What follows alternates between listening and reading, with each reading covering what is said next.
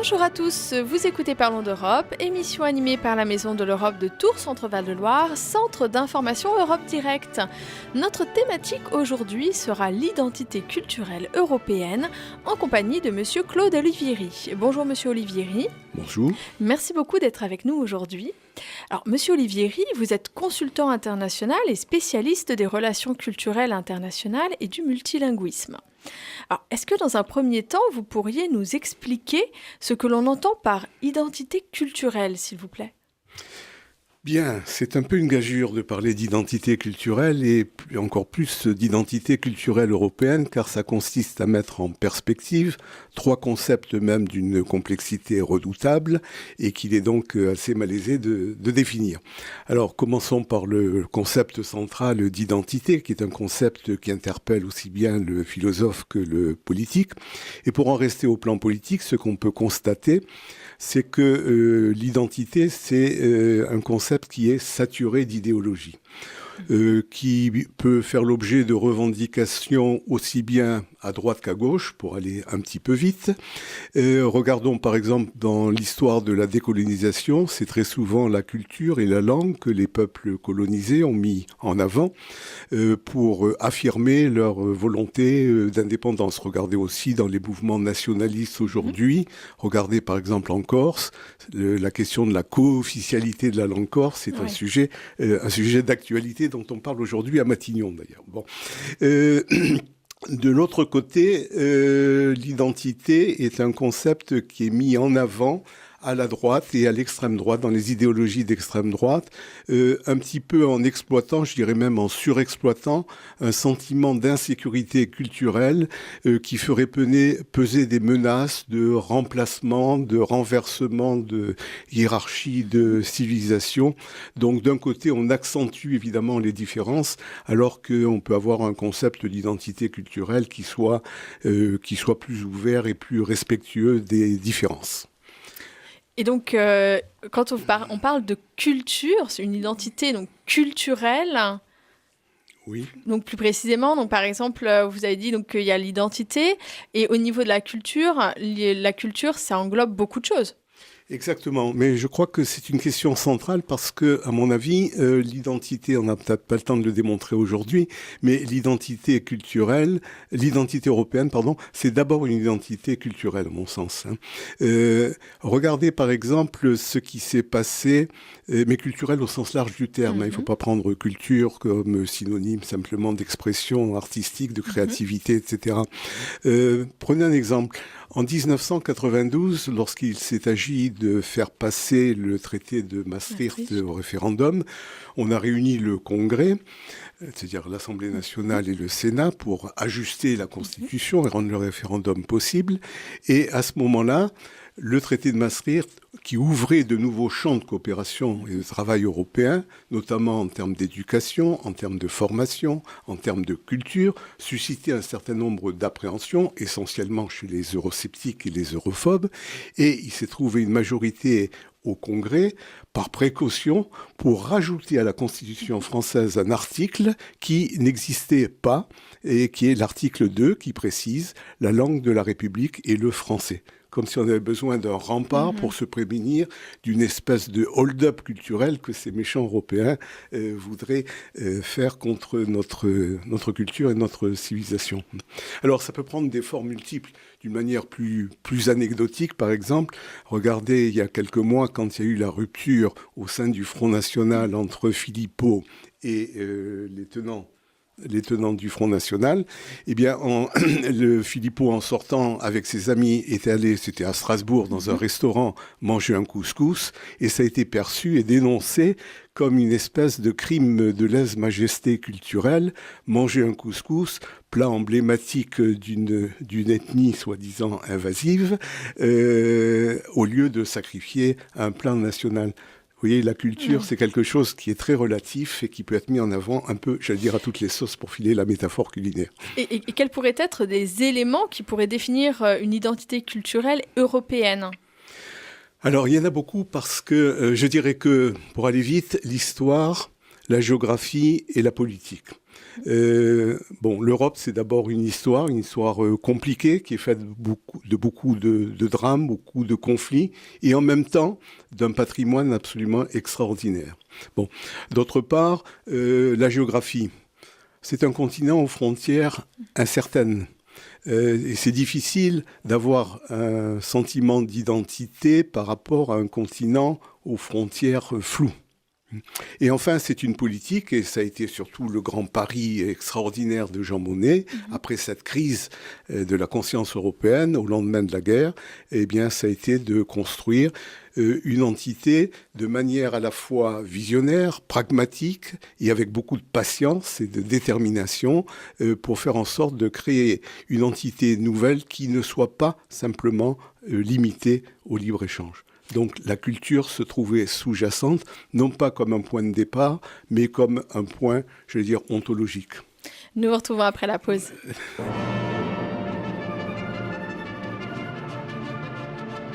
Parlons d'Europe sur RCF.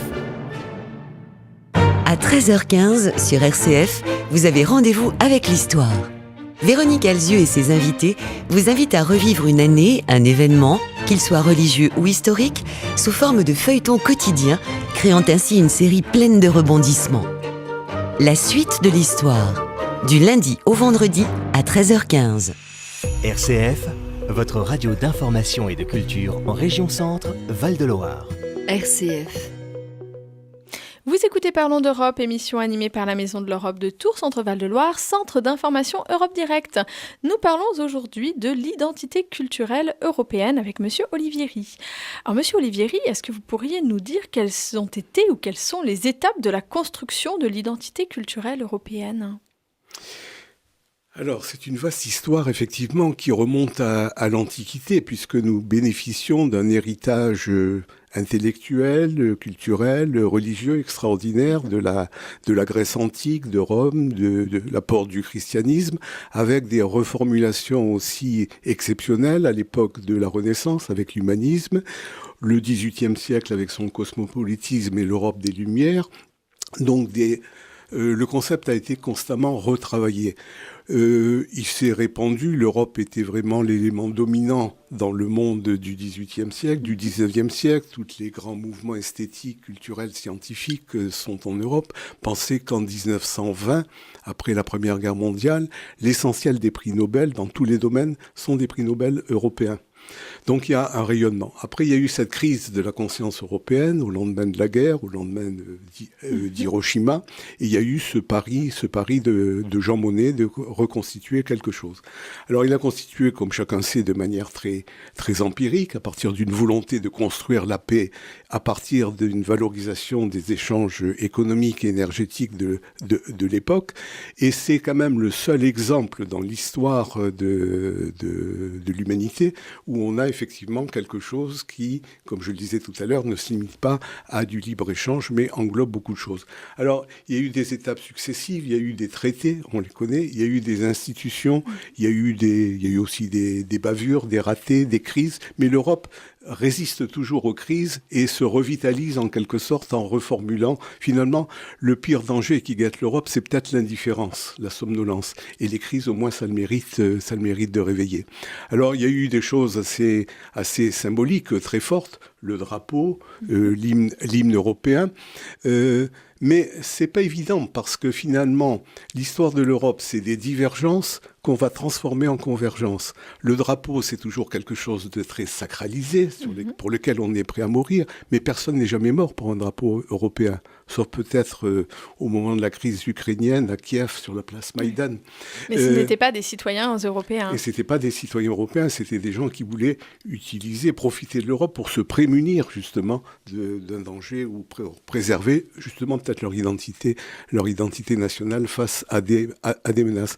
Alors, Je veux dire que c'est quand même assez extraordinaire d'avoir réussi à créer quelque chose à partir d'éléments aussi diffus, aussi contradictoires. Je crois qu'une des grandes réussites, ça a été Erasmus. Erasmus, je crois que c'est quelque chose de génial. Si on avait le temps, on raconterait ici... Donc le programme de mobilité, notamment des personnels et des jeunes, des étudiants, des étudiants et aussi maintenant des jeunes dans la globalité. Exactement. Alors c'est un programme que tout le monde connaît, qui a traité peut-être 3 millions de personnes maintenant. C'est quelque chose qui était né à une époque où on n'avait pas de légitimité à construire quelque chose dans le domaine de l'éducation, mais où on avait bien une volonté, une volonté d'avancer. Je crois que l'autre élément génial, c'est le nom même d'Erasmus. Comme vous disiez, c'est un acronyme qui voulait dire Schéma européen d'action pour la mobilité des étudiants universitaires. Et on a pris, effectivement, cet acronyme faisait écho à un des grands noms de la Renaissance, qui symbolisait vraiment la mobilité européenne, la mobilité intellectuelle, à une époque où l'Europe n'était pas couturée de frontières, mais où on allait de Rotterdam à Rome, à Turin, à Londres, à Paris, à Bâle, etc. Et ce qu'on va retrouver aussi avec le cosmopolitisme de la Renaissance. Dernière chose pour montrer aussi la fertilité du programme, rapprochement des universités, rapprochement des programmes, rapprochement des hommes et des femmes, puisque Erasmus, c'est 3 millions d'étudiants qui ont circulé, de personnes qui ont bénéficié de la mobilité européenne, mais c'est aussi 1 million de bébés Erasmus qui sont nés. Alors, est-ce qu'on peut parler d'une seule identité culturelle européenne ? Certainement pas. Tout ce qui est réducteur et unificateur est forcément inexact. Je crois qu'il y a autant... Moi, je parlerais d'une identité culturelle plurielle. Il y a des différences de proximité. C'est Umberto Eco qui faisait remarquer qu'il se sentait très italien quand il était à Paris ou à Londres, mais qu'il se sentait très européen quand il se trouvait à Moscou ou à New York, par exemple. Donc je crois qu'il y a des cultures enchâssées, des proximités que nous vivons de manière différente, et nous-mêmes, quand nous sommes dans une région, nous nous sentons davantage de notre village où nous sommes nés que de la région ou du pays. Donc il y a un enchâssement de cultures, parce que la culture européenne se nomme diversité, comme la culture française se nomme aussi diversité. Justement, ça me permet d'enchaîner. Nous avons parlé d'Erasmus, nous avons parlé de cette culture plurielle. Je reprends la phrase du personnage de Xavier dans le film L'Auberge espagnole, de Cédric Klapisch, qui est sorti en 2002. « Je suis français, espagnol, anglais, danois. Je ne suis pas un, mais plusieurs. Je suis comme l'Europe, je suis tout ça. » Est-ce que finalement, on ne peut pas dire que l'identité culturelle européenne ne se construirait-elle pas aussi à travers ses citoyens et la rencontre de ces différentes cultures ? Tout à fait. Je crois que vous avez tout à fait raison. Et l'intuition du film de Klapisch derrière la comédie est très juste. D'ailleurs, le traité de Maastricht dont on parlait tout à l'heure établit justement cette citoyenneté européenne. Nous avons une nationalité différente, mais nous avons une citoyenneté européenne. Nous avons le même passeport. Nous pouvons, si nous sommes estoniens perdus dans un coin isolé d'Afrique, aller faire appel à un consulat français ou allemand pour être aidé en tant que citoyen. Donc je crois que c'est tout ça. Simplement, j'ajouterais autre chose, c'est que il faut à l'intérieur de l'Europe penser un droit à la différence, et en faisant un jeu de mots facile, je dirais un droit à la déférence aussi, au respect des cultures, parce que ces cultures, c'est chacun un peu de nous qui les portons au fur et à mesure de nos propres déplacements. Et le dernier point, c'est que, et ça s'adresse plutôt à nous, Français, nous avons tendance un peu à considérer que l'Europe n'est valable que si elle est une grande France, si elle reprend toutes les valeurs françaises. Le problème, c'est qu'on est les seuls à penser comme ça. Donc il faut aller un petit peu au-delà, dépasser tout ça et considérer qu'il faut arriver à penser en européen. Je me souviens de ce mot qu'on évoquait au lendemain de l'unité italienne. Nous avons créé l'Italie, maintenant il faut créer les Italiens. Il faut maintenant arriver à penser en européen, parce que si l'Europe peut apporter quelque chose au monde, c'est justement ce supplément d'âme qui fait défaut à la mondialisation. Merci Monsieur Olivieri, c'était Parlons d'Europe, émission animée par la Maison de l'Europe de Tours, Centre Val de Loire, Centre d'information Europe Direct. À bientôt. Merci.